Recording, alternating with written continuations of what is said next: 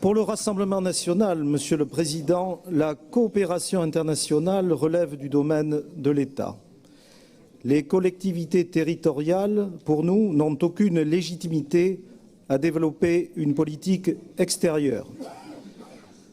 Cette compétence coûte très cher aux contribuables néo-aquitains, mais quelles sont véritablement les réciprocités? Une question légitime.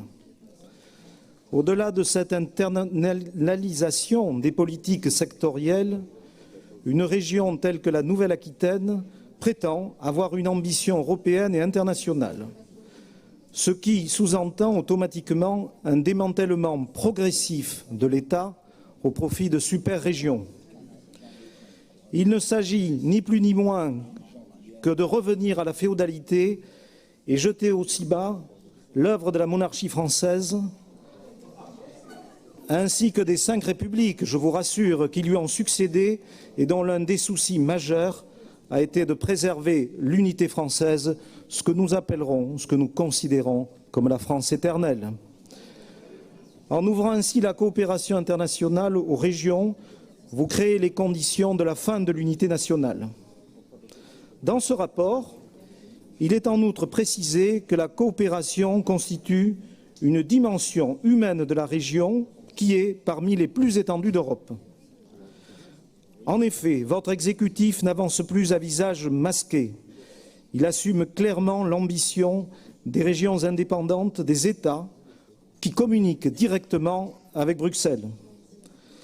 Le terme de diplomatie territoriale est donc antinomique. La diplomatie ne peut être que nationale, appartenant au domaine régalien de l'État.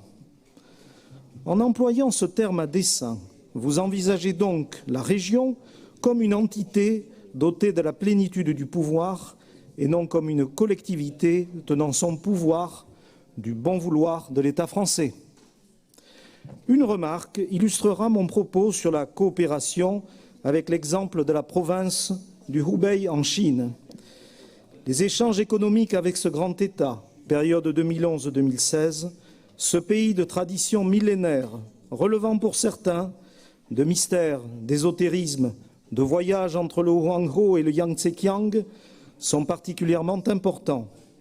Cependant, je fus très surpris d'apprendre, en commission, que le recrutement des étudiants en médecine chirurgicale, dont vous parliez à l'instant, Monsieur le Président, au travers de la coopération médicale avec la Nouvelle-Aquitaine, ne repose pas sur des concours ou des examens, comme dans les grands pays démocratiques, européens, occidentaux ou américains, mais sur une forme de compagnonnage. Ce qui est étrange, s'agit-il d'une appartenance à une quelconque nomenclatura médicale ou simplement au Parti communiste chinois? Seul un État avec sa diplomatie peut le suggérer, le mentionner, le défendre vis-à-vis d'un autre État. La coopération internationale doit donc demeurer sous la tutelle de l'État. En conclusion, le groupe Rassemblement national votera contre cette délibération.